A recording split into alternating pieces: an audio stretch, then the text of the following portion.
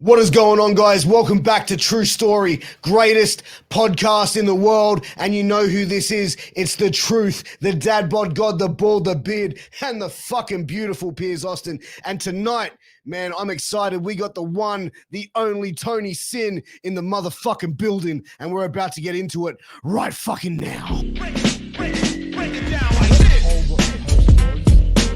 And I was like, really? Like,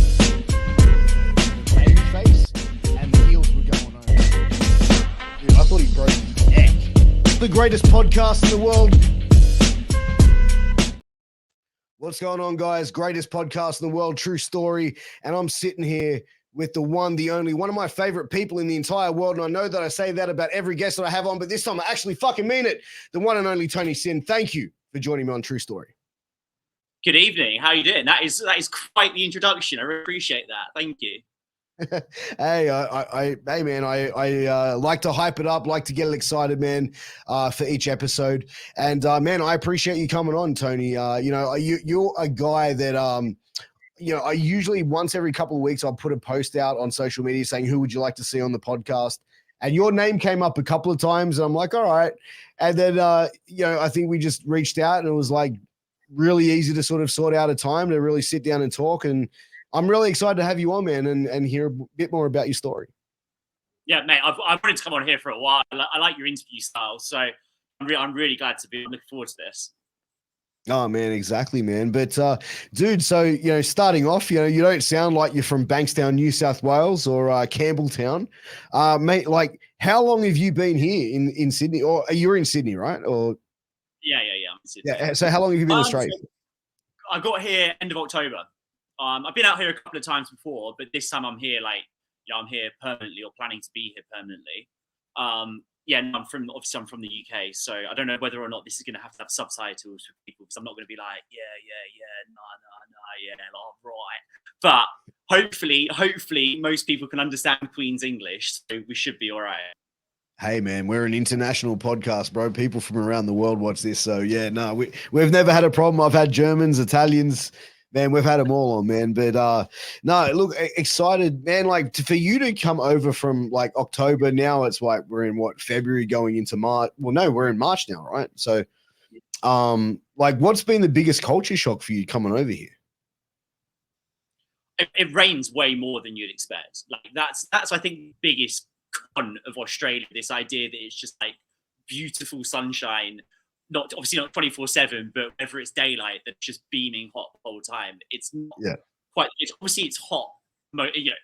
It's warmer than the UK is pretty much the whole time. But it rains probably, I would say, like once every 3 days or something like that, and that really surprised me. And obviously, when it rains, it fucking hammers it down. Fair enough, it's only for an hour or two at a time, and then it gets bright and it dries up. But that's compared to the UK, where the UK we just get like shit days and it'll be like a shit week and it'll be just grey and miserable. But here you get these like just storms that just come from out of nowhere. Really, I didn't expect. I don't necessarily mind them too much, because actually when it gets too hot and it starts to it clears the air a little bit. But that's probably the thing that surprised me the most. And the least surprising thing would be that the British person has started talking about the weather already. But actually the biggest culture shock is your driving is atrocious. It's like really. I was moaning to my housemate about this, and she was like, 'cause she's Aussie, right? Yeah. And she was like, yeah, her boss, who was British but been over here a while, he described it as in Britain driving is about manners and being sort of like accommodating to everyone, because that's sort of like just general road safety, right? Whereas here, people see driving as a competition. So, if someone lets me out, they will feel like I've had a victory over them, and that's why people don't let you out. And that's like, and then I was actually no, that is it in a nutshell. But you know what? You're 100% right, man. Because it's like, I don't get, like, if I'm like trying to indicate to change lanes and like someone's like sitting right in that blind spot and just tries to drive up, I'm like, like, why? Like, what? You're going to be 1 second later from your destination for letting me in? Like, that's why, like, I used to be the worst driver. Like, I used to drive right up the arse of people until, like, my cousin really pointed it out to me. And now it's like, man, if I have to drive 10 Ks under the speed limit to have a decent distance, it's like, man, I'm good. But just like letting people in is just common courtesy. No, you're absolutely right. And when in the UK, at one time, I've now got a clean license, but at one time I was on 9 points, and that's basically like if you get caught speeding again, you're going to lose your license. So I then obviously just started driving at the speed limit and was like very sort of anal about driving. And you realize you just don't get anywhere any quicker a lot of the time. Like especially on the motorways, because on the motorway when you're driving quickly, you're only driving quickly until you get to another person that's doing the speed limit. So yeah, it's landed with me eventually. You know, it took me. I've been driving what, like, I don't know, 13 years, something like that, 15 years. Yeah. It took me. You know, it took a few sort of driving offences for me to then learn a lesson, which is the point of them. But yeah, no, it's awful, and it's not just on the motorways here. It's when because you obviously have like the red lights that you can go straight over, but you can't turn right. Those sort of junctions. Yeah. No right turns.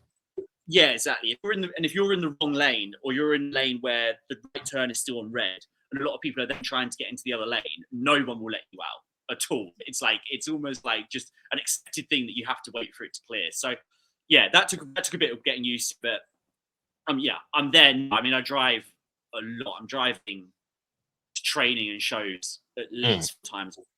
So have you ever been to Melbourne? Yes, but not driven. Oh, dude, you wait till you drive in Melbourne. There's a thing called, like, I think it's called a hook turn, and you turn right, but you'll be in the furthest left lane when you do it. Yeah. It is the most ass backwards thing. Like, even like from an Aussie from another state, like you go to there and just like, what in the fuck? Yeah. No, it's Melbourne, like even just getting around in like taxis and stuff, the way their sort of like road system set up to get from South Melbourne to North Melbourne, only literally crossing the river, you have to go like right round the ring road, and it takes fucking ages to get around. Obviously, if you're in an Uber, it's the cost and everything. Yeah. So that was, I mean, that took a bit of getting used to. There they've got so in Sydney we've got the Lime bikes. There they've got the scooters, and the scooters are actually quite fun to go around on. So I was going around most of the time on that. I mean, I don't see myself. I've experienced both. I don't see myself wanting to move to Melbourne anytime soon. Not to get too tribal about it already, but bro, no, bro. Melbourne winters are fucking brutal. Like, you know what I mean? Like, I don't know, you're from the UK, so you probably sit there going, yeah, come on, bro. Like, how brutal could it be compared to there? But like, man, like that air in Melbourne during the winter is just piercing of the skin. Like, it's fucking horrible. Yeah, and I don't want that. I came to try and get away from the British weather as much as possible, amongst other things, obviously. But it's no, people have said they like the weather there is just, you get like 4 seasons in a day, that sort of thing. And yeah, definitely. not really for me. I've definitely settled in Sydney. I want to get to Melbourne, and I want to go do shows there. There's a lot of promotions there that are incredible that I want to get down to and start networking. But in terms of a base, I don't see anything other than Sydney. Oh, 100%. I think the Melbourne scene's pretty hot right now. Like, they're like, I think the Australian wrestling scene in general is pretty hot right now. Yeah. I mean, if you look at some of the big names, obviously, I would say the biggest name in women's wrestling, Rhea Ripley, is obviously she's from Adelaide, though, isn't she? She's not. She's actually from neither. She's Adelaide, but you know. She's South Australia. Yeah. She's huge. Obviously, Buddy Matthews remains probably still one of the most underrated wrestlers out there, or certainly he's not necessarily underrated. I think that's maybe a bit strong, but in terms of how talented he is and the spots that he gets, that ratio is way off, I think. I agree. I'd put him in the same boat as someone like probably EC3. You know what I mean? Like someone who was like really good, but just like, man, just never given the spot in the Fed, you know? Yeah, to be honest, I'd probably keep him higher. I think he's more explosive and he's more sort of dynamic.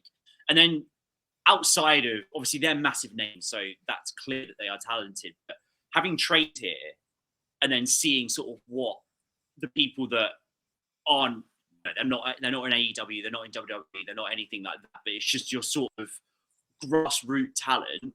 Yeah. It's an incredibly high level. It really is. It was actually my first couple of training sessions. I was a bit sort of like, fuck, I'm out of my depth here. But yeah, you sort of like you start to pick things up. But it's sporting culture here in general. I think so. That then makes sense that wrestling being an athletic pursuit, clearly you're going to produce talent, and you are. Oh, 100%. And I feel like Australians in general, like we're very competitive, but in like not a vindictive way. Like I feel like Australians are like, you know, when you see like the Australia, New Zealand play each other in football, stuff like that, you can see the competitiveness, like they'll smash them, but it's like, we'll have a beer with you afterwards. You know what I mean? Cheers to that. I feel like that's probably where the Australians, but where do you train at the moment? So I train at PWA. So the obviously the level's going to be high there anyway, because it's the best school in the country.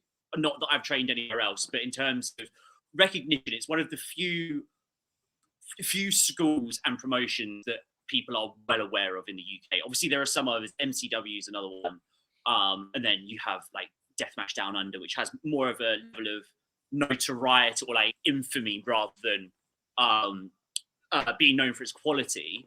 But PWA, people are well aware of, and sort of like it's known that that's the best school to go to. So really, when I came over here, I wanted to sort of train at somewhere that I knew I was going to feel like I was going to progress, because I had really good training in the UK, like exceptional training for what I needed, because I needed sort of a personal touch.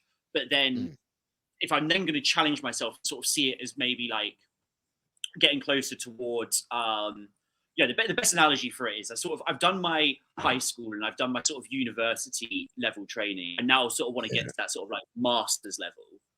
And PWA for me was where I was then going to get to that level, training with the people that I am, being trained by the people that I am, with sort of like, you know, with the experience that they have, Madison Eagles, Robbie, a few others, and they've been around so long and experienced so many different styles, and are also still competing. You know, Robbie still works for New Japan, for example. So it's not just a guy that's been around and then sort of giving you his experience of what the scene was like 10, 15 years ago. This is a guy that is still out there doing it, and he's teaching you sort of the most up-to-date, state-of-the-art stuff. So yeah, that's what I chose on that. And it's not, it's not the most convenient place. It's in Campbelltown. I'm east, so it's pretty much going from going from one side of the city to the other. But it's 100% worth it. Oh, 100%. Like, where were you training in the UK? So my main training school was a place called UBW, which stands for Ultimate British Wrestling. It's close to London, but not in London. It's in sort of one of the towns just outside. And I was trained. So I started training right after COVID. My first session was the first session that they put on after COVID. So like I'm in that sort of generation. And my initial trainer was a guy called Tommy Kyle, who he's quite young. I think he was only 26, 27 when he started training, but he's like a sort of prodigy type in terms of his technical ability and his attention to detail from what he's picked up. So he taught us in very small classes. The classes were only 6 people at first. They then went up to 8 because there was so much demand. But you were getting so much sort of contact time that very quickly I felt like we mastered the basics. And because he's so good at teaching those sort of fundamentals, and that's his real like passion. He's also a teacher in his shoot life as well, so he's got the sort of temperament for it. And then I got taught by sort of move up. So that's sort of like the beginners. Then you move up to the advanced classes. You're taught by a guy called Paul Ash, who is one of those guys that's been around for 30 odd years and just seen everything. And he's now stopped. He's made a mini comeback, but to all intents and purposes, his main run is over. like saying that, but it is really. Hey, you know what? I always compare the business to the mafia, right? It's like every time they think they're out, they pull them back in. You know what I mean? Like, yeah, I was actually talking to someone recently. It's like kayfabe and omerta, the code of silence in the mafia, are very like, you know what I mean? There's not a lot of difference between the two. It's so true, and he's been pulled back in. So he came back probably, I don't know, 6 months ago, something like that. He did incredibly well. So he had put on a fair bit of weight, and he lost 25 kilos, got back into ring shape, and actually then started having matches again. So not regular matches, because at one point he's one of those guys working every week sort of thing. But the point is, he's been around so long that he's learned from his own mistakes. Like he will acknowledge that he perhaps didn't take care of the bump card early on because there probably wasn't even knowledge of things like CTE and stuff like that back in the 90s. And just because, as everyone is, I think, when they start wrestling, they're so keen to do everything and they want to live their dreams and they want to have these epic matches that you don't think about the long term, the sort of long term prospect. So what he was keen on developing a style that includes your character and letting your character do most of the work. And then obviously when the time calls for it, have big epic matches, but don't go out and have an epic match when it's some kid's birthday party. You don't need to do that. That's not the time to work it. And then if you're in a feud and that ends up in a main event match, then perhaps that's the time to start doing some wilder stuff. So it was a really good founding. It was a sort of although it's not a family-run company, it felt like a family. As a lot of training schools do, I'm sure. I'm sure this isn't unique, but I just got so much out of it. But then I also, with that, started to think, okay, what's then the next step? And to me, it was coming out here, trying a different culture in terms of just general culture, and also a different wrestling style. And PWA just ticked every box. So, and I don't regret it at all. So yeah, I'm really happy with how it's going. How did because the British wrestling scene has been hot for many years, right? Like, and were you a fan of the British scene for a while before you got into the business?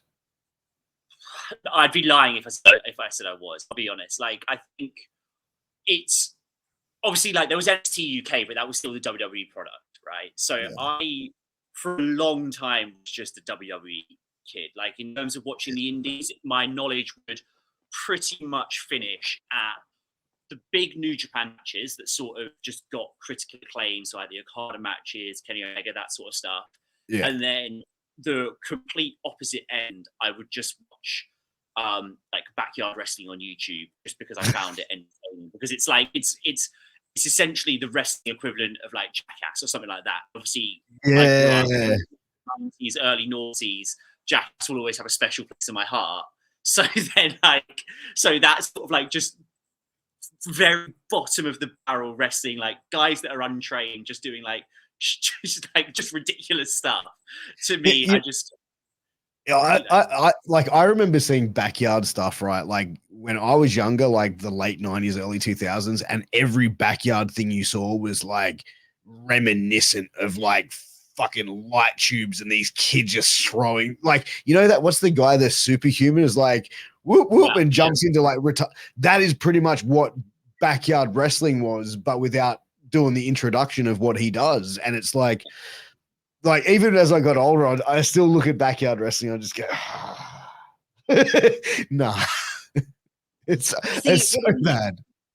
It is, and like me and my friends when we were 13 did similar stuff. Okay, we didn't actually run a backyard promotion, but we would do I don't know, I guess you'd call them sort of like stunt videos, or we just like film ourselves like jumping off a roof onto a trampoline, which obviously isn't, it's not a massive bump or anything like that, but it's just, to us, it was like a sort of adrenaline rush sort of thing. So when you're a kid, that's massive. Yeah, exactly. And now with the cameras that we have now and the ability to load things onto YouTube and whatever else, it's just natural that people are going to do that.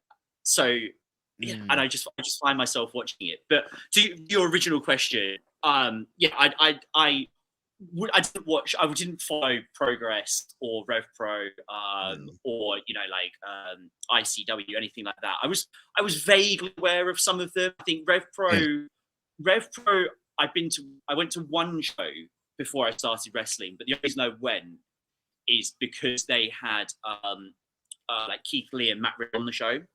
Yeah. And this was just before they signed to WWE, and I'd sort of a podcast that I was listening to at the time had given the big sell, and I was like, fuck it. And it was at this venue called York Hall in London, which is like an iconic venue, like quite small, but like really, really nice venue. And they were running a show there, and the tickets were like 20 quid or something. So I was like, I'm gonna go down to that. But again, that wasn't necessarily a British indie. It was a international card, Ishii on the card, like, you know, proper big names on the indie scene.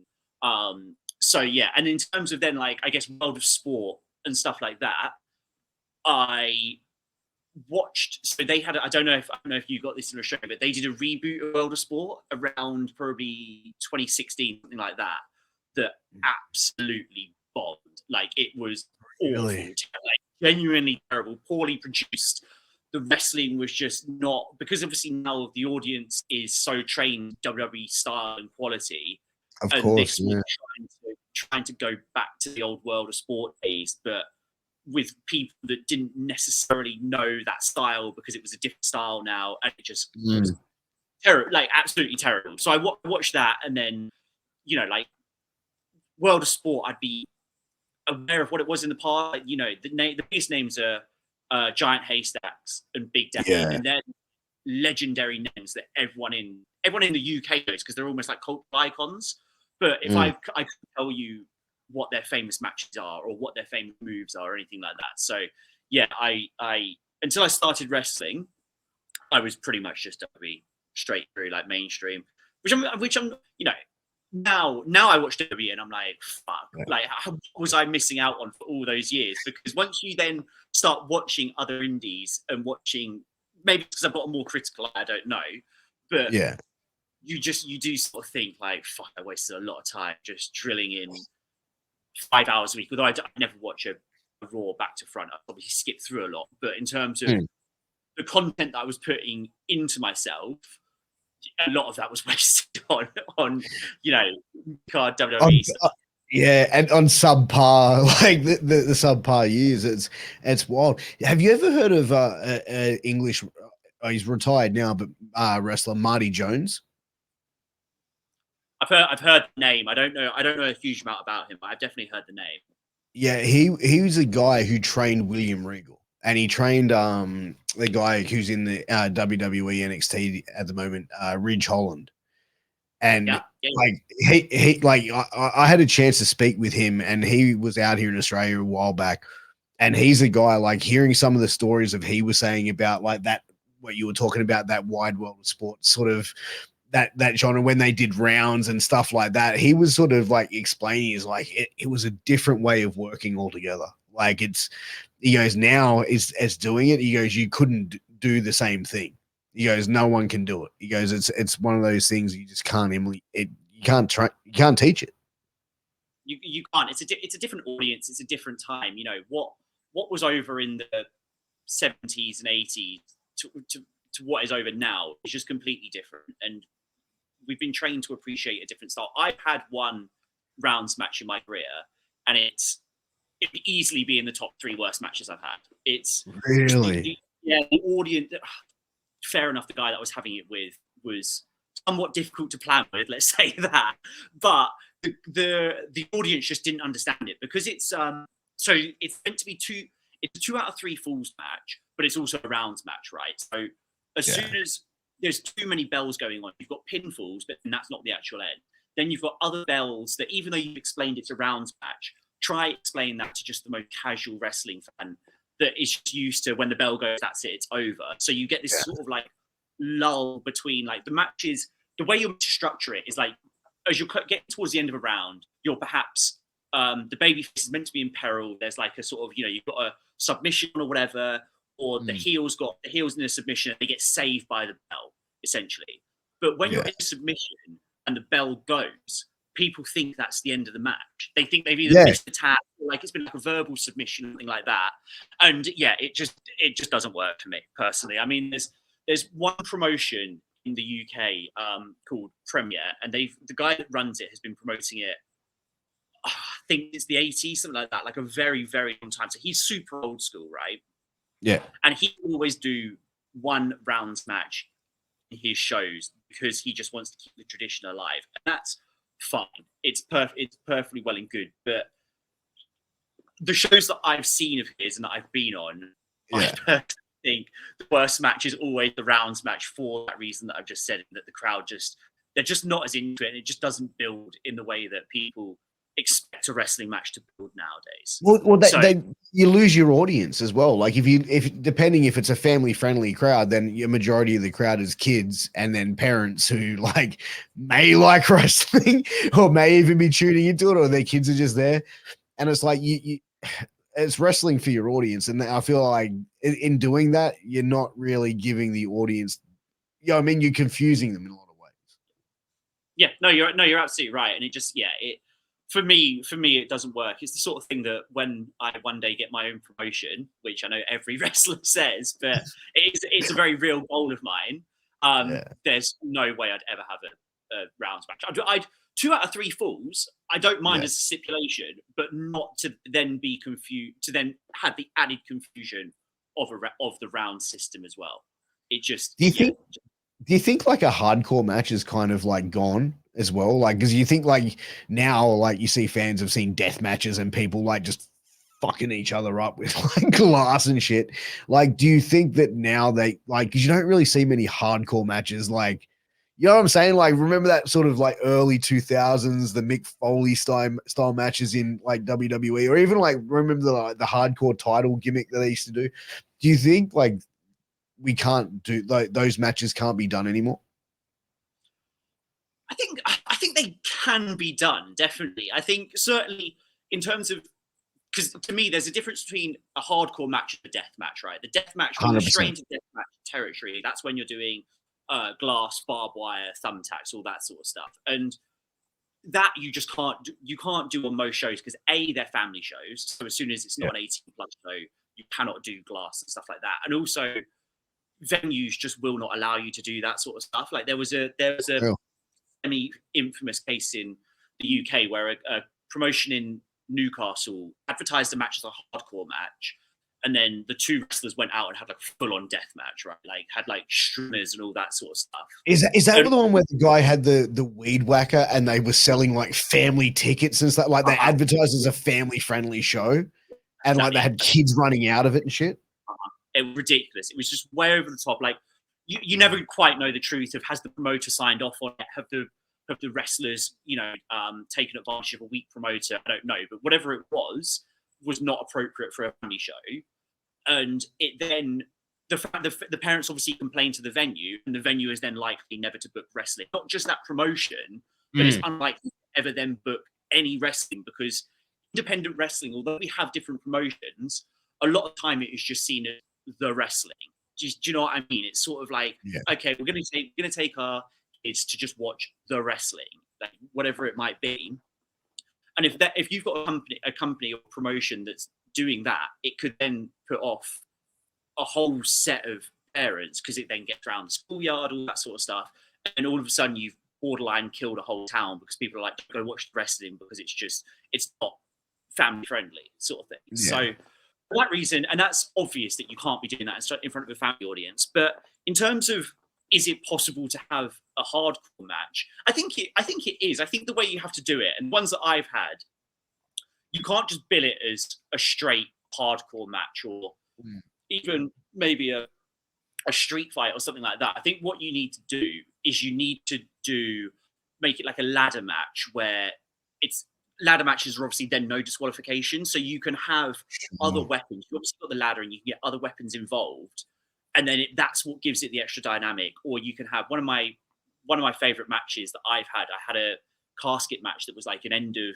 feud type thing. As it was actually my second to last match in the UK, but it was the last one at my main promotion, and that was sort of me getting written off screen. I basically got buried in the casket, and that's sort of how it all ended. And That's with pretty that, cool for indie level. That's a pretty cool thing for an indie show, though.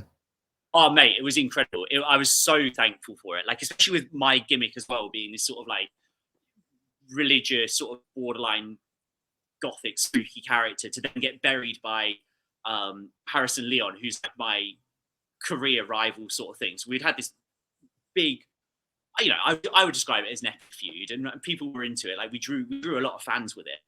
That then the final act of the feud is that he then puts me in the casket, and it was like for a title. It was really good, and we were lucky that Cool. obviously getting a casket really cool. for an indie promotion could stretch the budget. But just one guy that was in our promotion just loves DIY, and he just built it because he just wanted almost like a sort of like just as a hobby sort of thing. So we built it, or he built it in 2022, because we now use it every Halloween. Every Halloween we have a casket match in UBW, right? That's cool. And 2022, that's great. It's amazing. 2022 was the first time we had the casket match because he had built it and he wanted to do it, and then we stored it all year, and we bought it out for the closest show to Halloween, which luckily tied in with me moving out here, and also the feud culminating in this big finish. So the start just reminded me. It was amazing, yeah. But what I was saying is, with that, it's similar to the ladder match in that you can then, like we got a kendo stick out and we got chairs out and that sort of stuff. So there are hardcore elements to it that make it different to just your bog standard singles match or tag match. Yeah. But you don't necessarily need to just be like, these guys are going to get loads of weapons out, because that then sort of it eliminates the element of surprise to it a little bit as well.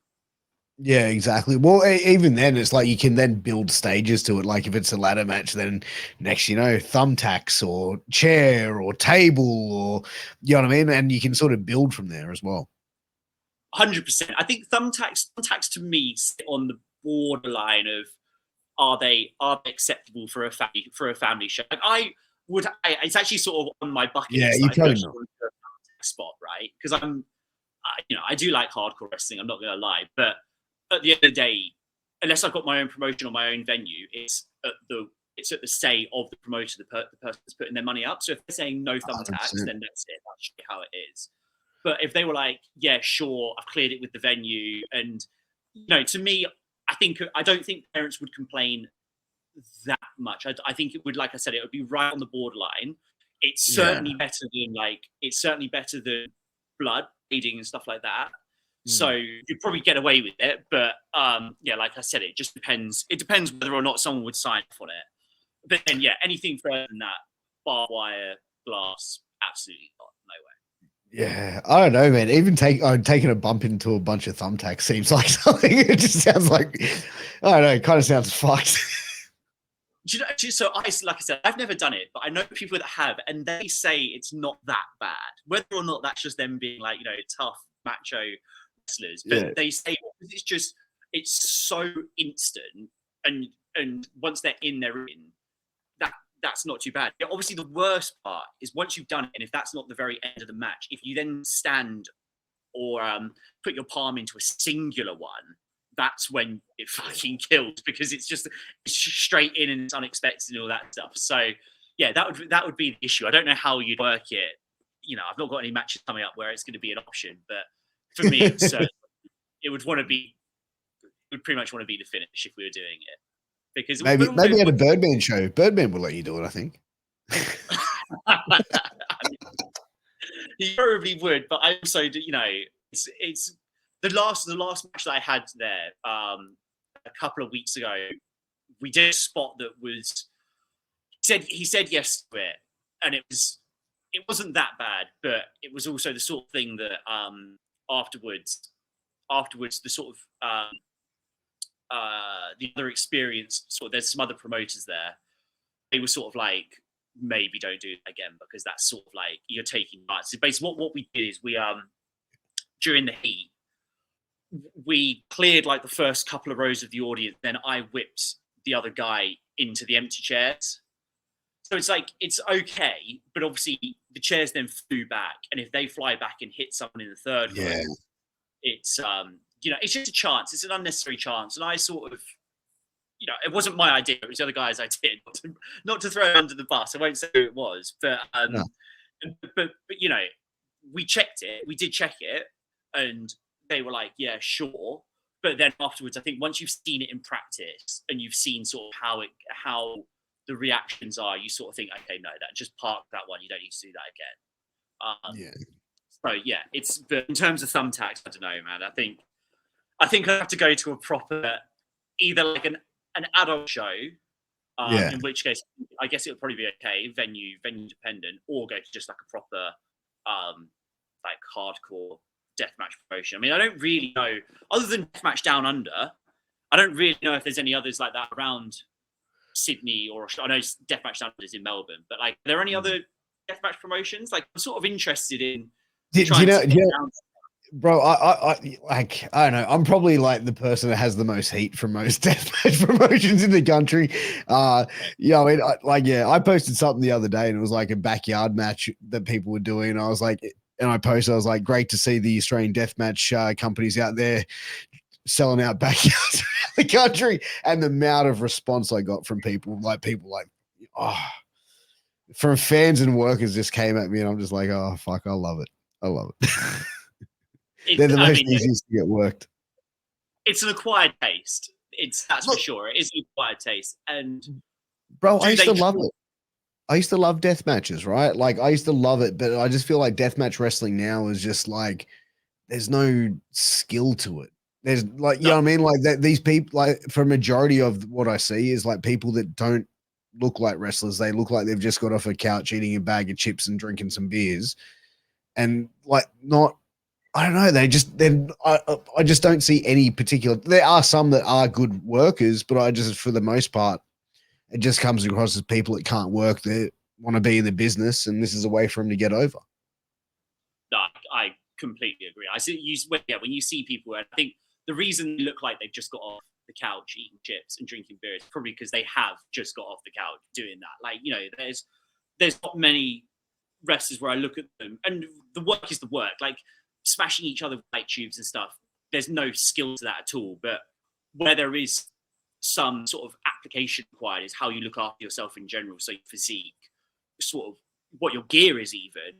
And yeah, a lot of them do just look like untrained wrestlers that are just doing it because either they don't want to train and therefore the only options they have is to do this sort of stuff, or they're generally just a bit fucked in the head, and this is their idea of enjoying themselves. Like there are probably some people like that in deathmatch wrestling as well. 100%. Like I just feel like for the most part, like when you see it, it's like straight off the bat, bang, smashing each other with a fucking thing, and someone's bleeding in the first 5 seconds. It's like to me, I think a good match, and I said it earlier with a hardcore match, it's the same with deathmatch wrestling, whatever, and just wrestling in general.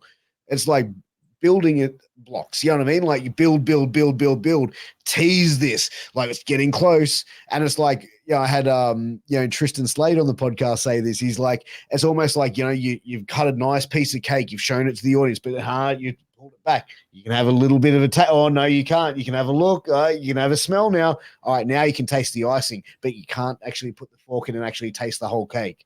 And then by the time you let it, they've then, you know what I mean? They're more rabid for it. They're wanting it. They're desiring it. And you get more of a reaction where the most part it's just like, and you know what? I think the fans are now just desensitized to the bullshit too, because they're just going like, they're popping for it going, this is awesome, or chanting a company's initials because they don't know who the names of the wrestlers are because they're not over. They're just doing stupid shit and the fans go, oh yeah, we might as well applaud. They're doing some fucked up shit. You know what I mean? Yeah, I couldn't agree. I couldn't agree more. Like, just because it's a death match doesn't mean you shouldn't apply wrestling psychology to it. And wrestling psychology is trying to build a match. So, like you're saying, tease something, take it away, tease it, and build it up to that big crescendo. If you're going to hit each other with light tubes, and you're going to hit each other, say they do it, I don't know, 10 times in a match. Once you've done it once, the next 9 mean nothing. It's pointless. It's just, you're just wasting it. You're just, it's incredibly dangerous. The other thing with light tubes, I've actually got a real issue. I agree with you that they've sort of, it's jumped the shark completely now, that sort of stuff. Is I don't actually think getting hit with a light tube hurt that much, but I know it's incredibly dangerous. The sort of ratio of pain that you would experience to how much danger there is of you getting in your eye or getting cut quite badly if something goes wrong is way off. It doesn't. To me, it doesn't make any sense. Compare it to other. There are your bog standard, not bog standard, but regular wrestling moves that you would just do in a one-on-one that look like absolute death, but the safety element is really quite high on them, and that's really what wrestling should be. Not the sort of that's like a light tube that if if there's one of those halcyon things just lying around, you know full well that if you pick it up and just tap it on the table, it's going to break. They're not hard. Then it's like getting hit with a kendo stick, which is actually solid, like a proper solid piece of, it's a weapon. It's just flimsy, and then you've got the gas and you've got everything else in the shards. To me, it just. Well, we've seen wrestlers nearly die. Like, you ever heard of Nick Gage over in the US? Like dude, he fucking like 2009 did like a dive through the metal ropes through fucking light tubes, right? Went straight through them. One of the light tubes didn't break all the way through, caught him like right there, and he was like bleeding out. They had to fucking helicopter in the ambulance because where they were. And it was like another guy, sliced all of his arm. Like, he took like a brain buster on a ladder with light tubes on it, and his arm got severely sliced. He had like nerve damage fucked up. Like, wrestling in itself, like wrestling a standard match, it's like, if you're off a millisecond, you're gonna they could be life changing fucking injury for you waiting. Yeah, exactly. It's and that's the danger with it, really. So, and you're also with that sort of stuff, like taking a dive through some light tubes, for example, you're adding another element of risk there, because you could perform the dive perfectly, but if the tube doesn't break in the way that you want it to, you're fucked. Like you said, if it slices your neck, no ambulance or no helicopter is really going to save you. You're just completely done. So but that's what happened with David Arquette as well. Yeah, exactly. The David Arquette thing, I don't know whether or not, was that slightly different, because I think the guy like he was basically trying to work it that he was going to slice his neck, and then David Arquette flinched or something. Is that sort of how it went? So it was actually with Nick Gage, and Nick Gage said to him, he's like, this is how I'll do it. And he had the light tube like that in his hand, and he's gone to sort of do that. And then David has like freaked out and then like turned into it, and it sliced his, and he went into like a double leg. And I've heard Nick Gage turn around and say, like, when it happened, he's just like sitting there, he's just like, shut the fuck up, and this is and basically like Nick Gage got him out of there quick so he could get back, because it was like, but to David Arquette's credit, man, he got back in there and finished the match with fucking blood. Like, you know what I mean? Like, man, to say he's not a worker, bro, fuck, you got to take your hand off. But deathmatch wrestling in general, bro, like, I feel like even the selling of it, like, if you're going to do that shit, like, sell it. And it's like, there's not many people that, you know what I mean? Like, selling is such an important thing. It's like, you have to make people understand, like, cutting themselves or hurting themselves, like the sell of it would be like, you know what I mean? Like, it's just almost like, yep, we're done that, and now we're into the next fucking shit. You know what I mean? Like, I don't get it. No, you're exactly right. And I think you summed it up perfectly. That's why none of them are over. None of them are like the specific deathmatch wrestlers. None of them are over remotely. I mean, Nick Gage is probably one of the only ones that actually is, but that's because he had the David Arquette Association and has had he's been doing it for like 20-something years. Like, he's been doing it for you know what I mean? Like, he's really been like the modern day Mick Foley when you think about it. Exactly, right, exactly. Whereas just your regular guys, that if that's what they do, none of them are over. There are wrestlers, regular wrestlers that will have death matches and are known to have good death matches or good hardcore matches, but they're also known for their wrestling ability. So that's well, you go see Zack Ryder when he went and did it, and he's had like 2 death matches, and now he's turned it into a gimmick. Like, Matt Cardona, sorry, I'm the death match king. And he's had like 2 of them. You know what I mean? Uh-huh. But like, even then, with the ones he had, they were great. Because he's applying proper psychology to them. And look, obviously, when the guy formerly known as Zack Ryder turns up and starts doing death matches, because he's got that acclaim, clearly it's going to have more eyes on it, and clearly it's going to have, you know, that level of talent. But he also would have applied, okay, how do you structure a match? How are we going to get the most out of this? And then put it into practice, rather than just being like, okay, from moment one, we're just going to smash each other with light tubes. It doesn't make any sense. And I'm obviously not Zack Ryder, but whenever I have these sort of matches, you're still trying to build it towards that crescendo, that final 3 minutes or however long you've got. But that sort of that final act of the match, that's really what you're looking for, and the rest is all just sort of place setting stuff. Yeah, exactly. Like the ending is the major climax. That's where you want to really hook people. And yeah, we said on True Story Thursdays this past week, whereas like even that's where wrestling really is missing these days. Whereas like if you look back at sort of like when wrestling was hot in the 90s and even to the 80s to some extent, wrestling left you with a cliffhanger. It was like the 90s more so with like the Attitude Era, but that was more like leaving you sitting there with going, oh, fuck, I need to tune in next week. You know what I mean? And like now, yeah, it's not possible. Like I feel like the audience in wrestling want to know everything that's going on. And like, so there's no real surprises in wrestling. There's nothing really, you know what I mean? Like I feel like if you can really work your audience and surprise the fuck out of them, man, you've done well.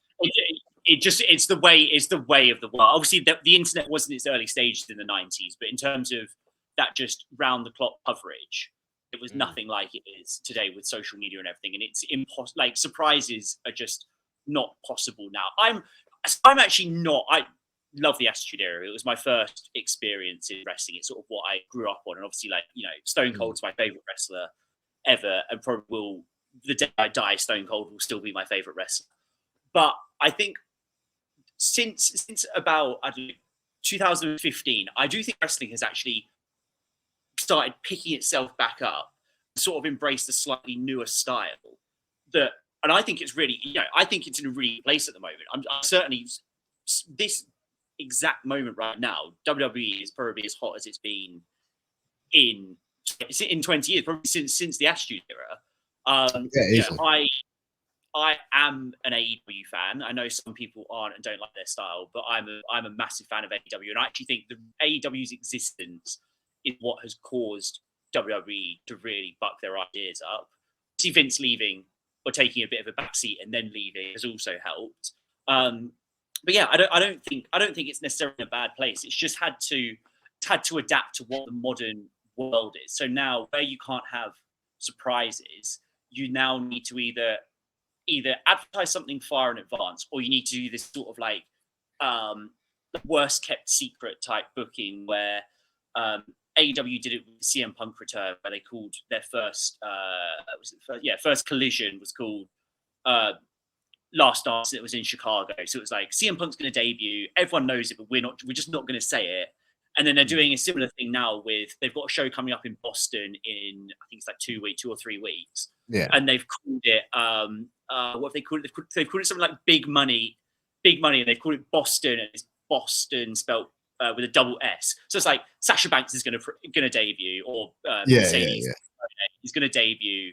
Everyone knows it, but we're just not going to say it, sort of thing. So, but that's embracing the style where, you know, everyone's going to be talking about it because it's so, you know, wrestling on social media, for better or worse, it's just constant. It's people saying this is the best match, this is hot, this is not, whatever.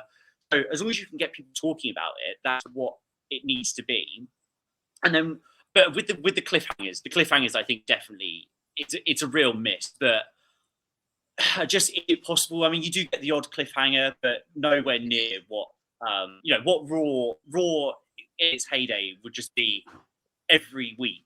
Would be something you'd be like, fuck, I can't wait till next week to find out what's happening. Like, right? Yeah, 100%. So, but yeah, it's you just need to accept it for what it is.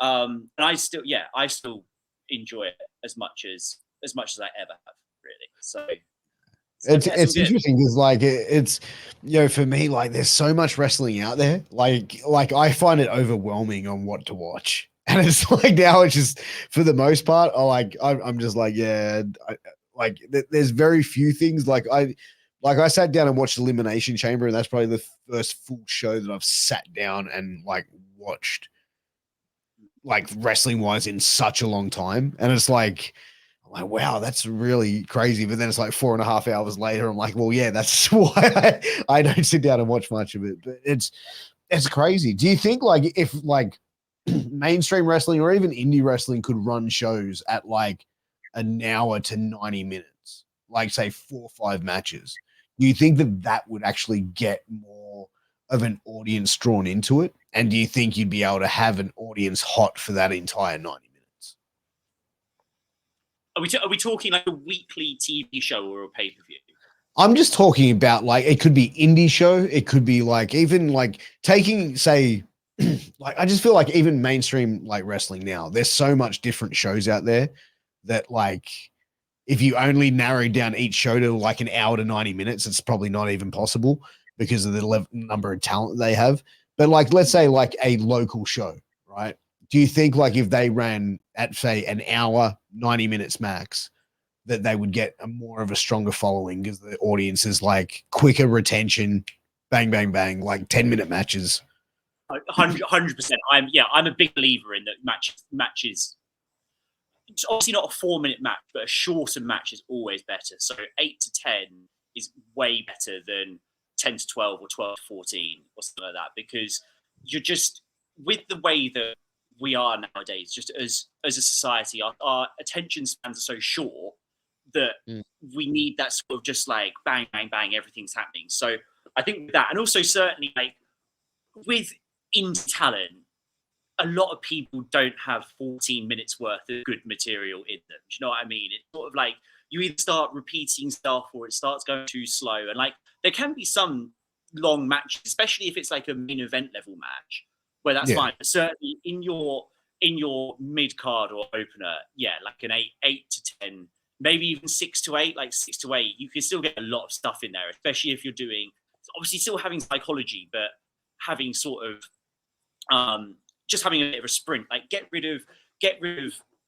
like the chain wrestling at the beginning of the match, because no one is into chain wrestling, especially at indie level. Like it's just not. It doesn't entertain the crowd. It depends on the audience, though. Like, I feel like if you're doing like a show at like a club or an RSL, and it's like people just coming in, oh yeah, the wrestling's on at the local club, let's go and check it out. Like maybe 5 to 6 minutes is probably the most you should go, because any more than that, you're really not wrestling for the audience. You're wrestling for yourself if you're going out there and doing a 15, 20-minute match, because they're probably going to get bored after 6 minutes. This is what I mean. So take the filler part out of the match and just cut it down, and then you'll you'll soon have shows that last. I think an hour would be a tough. That would be a real sprint to try and get 5 matches in with entrances and all that sort of stuff, because you also want to try and have like an angle or something like that. But 90 minutes, you definitely should be able to, especially if you took the interval out. And I actually think the interval sometimes can kill the crowd a little bit. Obviously, I get it that it's a good time to sell merch and stuff like that. But in terms of having 3 matches, say, and then all of a sudden you're like, right, okay, we're now going to have a break. I always think the first match on after the interval suffers because of that, because it sort of brought the crowd down a little bit. So if you got rid of that and just said, right, we're going to have 5 matches over the space of, I mean, even 90 minutes for 5 matches is way too long. 5 matches over 75 minutes is 15 minutes per segment. Put in the entrances, maybe an angle. That's plenty of time. It's plenty of time, and you're in and out. People, your parents that are taking their kids there aren't thinking, right, okay, I'm giving up my whole afternoon for this. I'm just going. It's going to take us, by the time we've driven there and stuff, it maybe take 2.5 hours, and we're in and out, and we've been entertained. We've seen big characters, we've seen big moves and stuff. And if it, indie wrestling, good indie wrestling will give people that feeling of, okay, I've seen something approaching WWE, right? Because that's really what you don't want people to start thinking is this is knockoff WWE like shit, really. As soon as people start thinking it's bad quality, it can almost become laughable, right? So as long as it's of a decent quality, people are like, yeah, I was entertained by that, because wrestling in a live context done well is entertaining. It's 100%. Undeniable.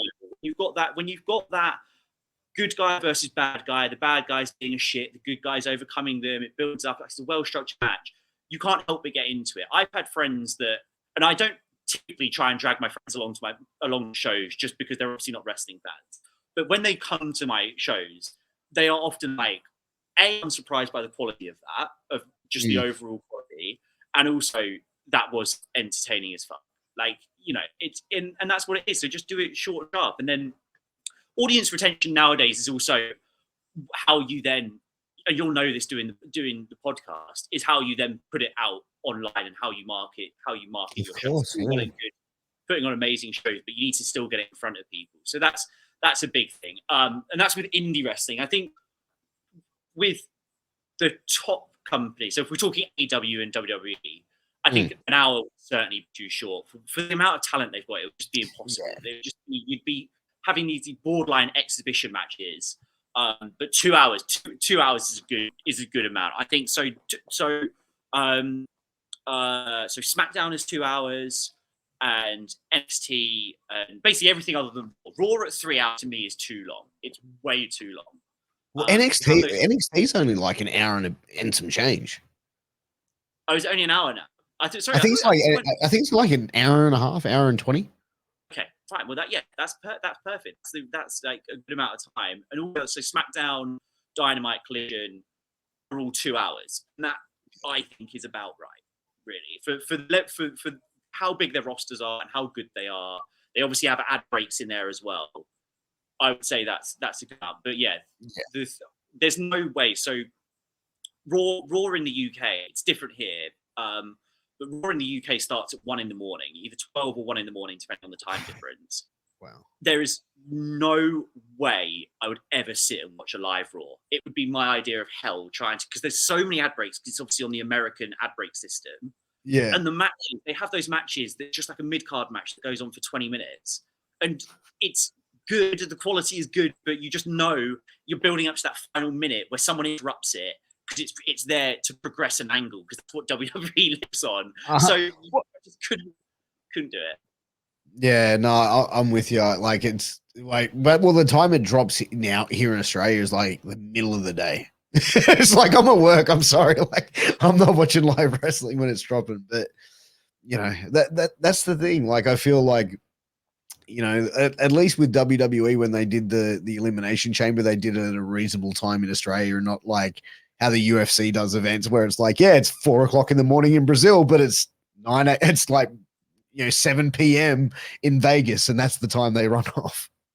Is that what they do? They do it at prime time American time, do they? They do it Vegas time. Yeah, they run their shows Vegas time. I don't know if they've changed it, but for years they did that. Like, they would come to Australia and be like, right, but they would have places like a show start at 5 a.m. like here in Australia, some shit, and they'd have like 40,000 people sold out. It's crazy. Yeah, it's ridiculous. I mean, Elimination Chamber. So I got back from I was doing Birdman's show, and I got back, and I was probably it's about an hour before. So I watched the first couple of matches and then went to bed, and I sort of just finished off the day after, because I wasn't, by the time it got to about midnight, by the time I'd sort of caught up a little bit, I was like, can I be bothered to stay up for another 2.5 hours watching this? Like, I know that it's going to be there. That's the beauty of, 100%. Modern streaming services. So I don't feel obliged to, but it was a decent show. I think the elimination chamber stipulation to me lends itself to watching it on TV rather than watching it live, because the cage is so big and sort of, I can imagine, not that I've seen one live, but I can imagine that it's quite distracting in a way. Obviously, you've got it's a stipulation match, so it's still great, but I think it's better off watching it when it's being filmed inside the cage. So I wasn't, I wasn't desperate to get over to Perth. Had they ran it in Sydney, it may have been a different story, but to then trek all the way over to Perth to spend, I don't even know how much tickets were, but whatever. It didn't appeal too much to me, but I enjoyed it. And it was the right decision. Putting Rhea on last was the right decision. I wasn't sure, and I don't watch Raw, so I don't really know what the build-up was, but I don't know whether or not they'd specifically said she was going to main event. But typically, those big stipulation matches usually main event. But to actually decide to put her on last, I think was a really good decision. The match itself was not amazing. I think Nia. I thought Nia did. That was actually one of Nia's better matches, because I feel she wrestled like a monster. Yeah, I mean, like I don't think she's like a groundbreaking worker. You know what I mean? To be honest, but like I feel like that was probably one of her stronger matches. Like she based really well, and like I feel like she just worked, that big person style. Like I thought that was probably one of her better matches. Yeah, the problem you've always got with that from a booking standpoint is no one ever believed Nia was going to win. So therefore, the whole her being a monster thing only went so far because you just sort of just knew what the result was going to be. And okay, that is wrestling. Everyone's in on the gig, so you sort of should just accept it for the performance. But for me, I think it suffered a little bit on that. I don't know whether or not they could have maybe had like a run in, a ref bump and a run in or something like that to try and at least just raise the stakes a little bit. But but I mean, the reaction that she got was insane. So yeah, could you imagine if they put Nia over in that match? Could you imagine the energy of 60,000 people just going, oh?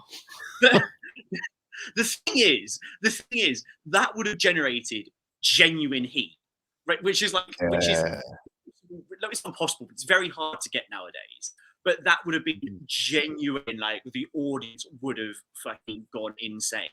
So like the temptation might always be there for that sort of thing, because it's like, is it worth it? But then for the long term story, it wouldn't be worth it at all. It's like so I went to WWE ran. They did Clash at the Castle in September 22, I think it was, around that sort of time. And it was still in the Roman run. And obviously the Roman run has now gone on for another like year and a half. But it was Drew versus Roman, and the people that I went with were genuinely like, they're going to put Drew over because they have to put Drew over because it's in the UK. And I was just like, there's not a chance. If they've decided that they're going to give Roman this like epic run, which it has been an epic run, fair enough. Yeah. They're not just going to sacrifice that to pop a crowd in Cardiff that's not even on like US prime time or anything like that on what's like a pay-per-view for. You have to think of this thing in sort of like what's gonna get like the biggest coverage in terms of Roman Reigns. The run has ended, and whenever the run ends, I don't know when it's going to be, but when that happens, that's going to be like a momentous day in WWE and wrestling as a whole. I feel like yeah, like to be honest, like everyone's expecting him to lose it at Mania, and I'm hoping that like I can just see him going, yeah, what about the fans? Fucking pal. Keep it going, bro. Let's do another year. Let's do another year of it. I honestly, I would do it. I would do one more year because people are so like in tune with what the sort of act, the bloodline act is now, and I don't think it's getting stale from what I've seen. I don't watch WWE religiously, like I said, but anymore. Despite what I said earlier, I don't watch it anymore. Yeah. But people are clearly still. I don't think they're that sick of it, and I personally, not start burying talent that's clearly a million miles above me. I don't think Cody is all that. So I don't want to see the. Yeah, I know. Honestly, I've never. Controversial. Is it? Yeah. Is this the controversial take that you wanted? That's the controversial talk. But you know what? Like to me, if they could work the fans, like job Cody out in like 2 minutes at Mania, like job him out in 2 minutes, like Roman over Strong, like Brock Lesnaring him, like just fucking like he did to Kofi Kingston, and then next week on Raw, Cody comes out as Stardust and then he wrestles like bro. I don't know whether or not he would agree to going back to the Stardust stuff, but certainly having to. He's got the contract. That's fair. But whether or not the contract includes if we make you do the Stardust stuff, you have to do it. But certainly he would have to, if they were like, you're jobbing out to Roman in 2 or 3 minutes, he'd have to do it. And I would do that because I think there's better talent, bigger talents that would be better served be the one that ended the Roman run, basically. Cody for me, he's never been a star. He has a nice suit and he's sort of got that like blonde half slick back hair, but that to me doesn't make you a star. I've never been able to get away from the fact that it's just like you are where you are because you're Dusty's son, right? And it's like, you know, you had the name, and you never quite when it was.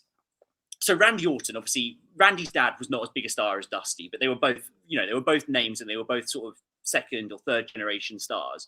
But you look at Randy and you go, you've got it. You've got the size, you've got the look, you've got everything, you've got the wrestling style.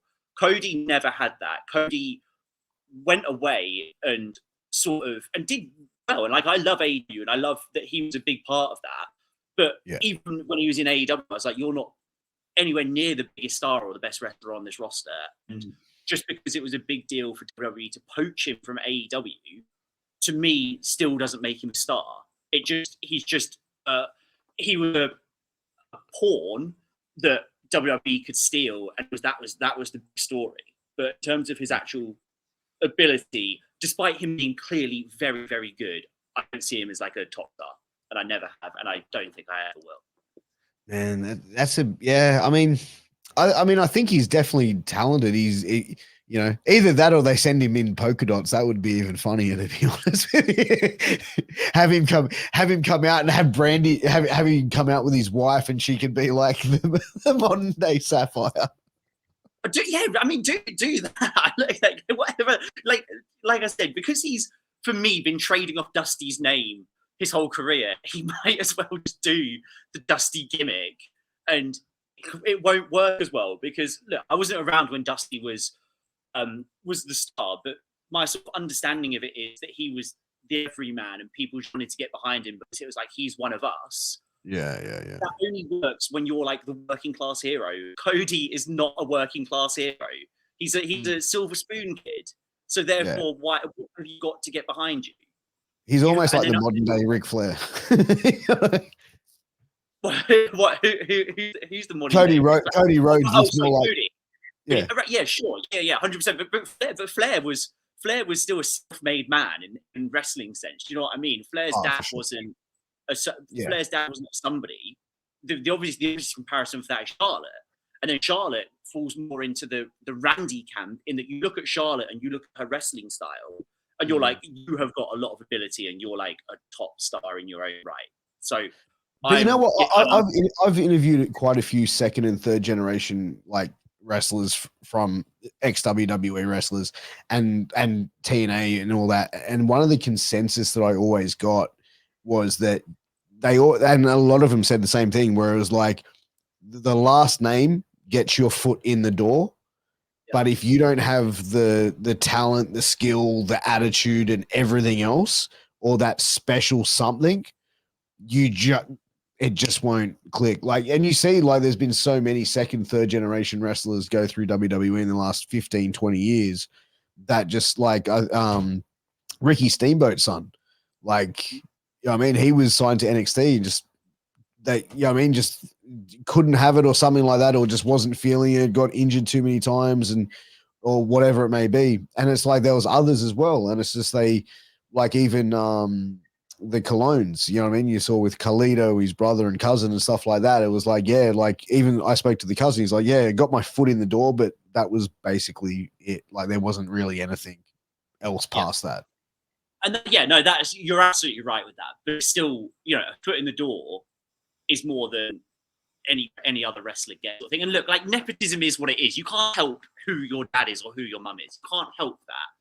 But it's also a factor. It has to be factored into my thinking when I'm considering why you are where you are. You've clearly been helped along the way, and there's so, relative to how many wrestlers there are. There are so few spots on those like real tip top promotions, even like TNA or something like that. They're still relatively small. We're talking like 0.1% of wrestlers can be those cards. So if you've got a foot in the door and you're only just starting out on your journey, or you're perhaps not quite, if you go to an indie show and you didn't know that guy's last name was Flair or Rhodes, whatever, they wouldn't stand out to you. It's only because they've got that name that you'd even look at them to begin with. And but also on the flip side, it also means that if you've been brought up around the business, you then understand the business. So I get that as well, in that it's sort of like they're seen as perhaps of a safer bet in that sense because they haven't got the grand ideas because they know what this is. Yeah.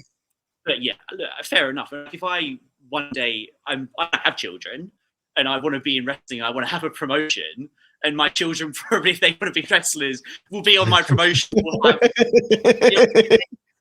And that's how it goes. Like the Osprey, for example, Osprey's mum runs promotion in the UK.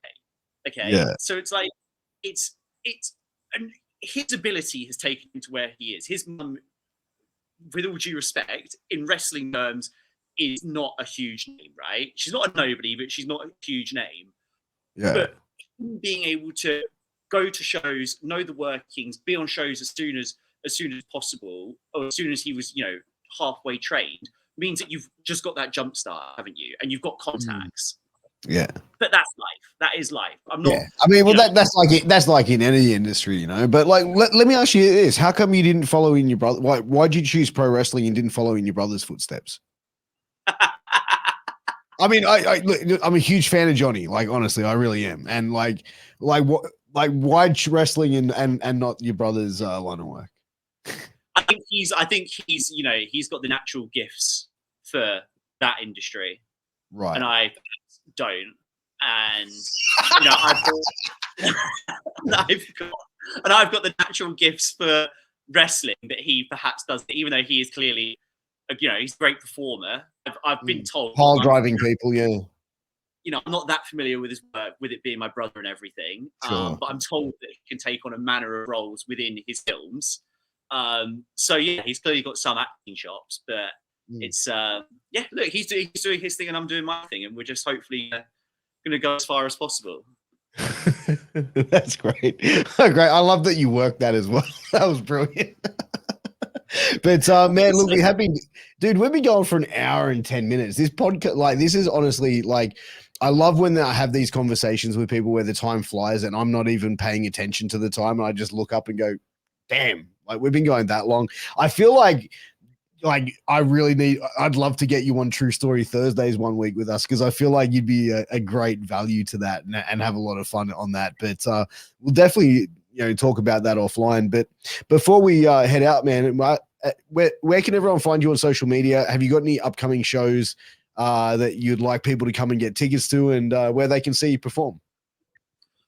So social media, my Instagram is tony.sin.god.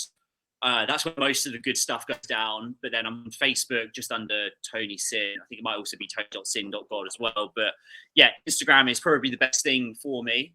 And in terms of shows that I've got coming up, so that are going to be advertised by the time this comes out. So I'm at PWA in Leichhardt, at a place called Crowbar. That's on the 15th of March, which is a Friday. That's an 18+ show. It won't be a deathmatch show or anything like that, but it will be a lot of fun. It'll be really good. I've got a 6-man tag there. Then I've got on the 13th of April, I've got AWS, Australian Wrestling Superstars, in that's in Ashfield. I've got APW, which runs shows every month. Wrestle Strong. I'm at AWF in May.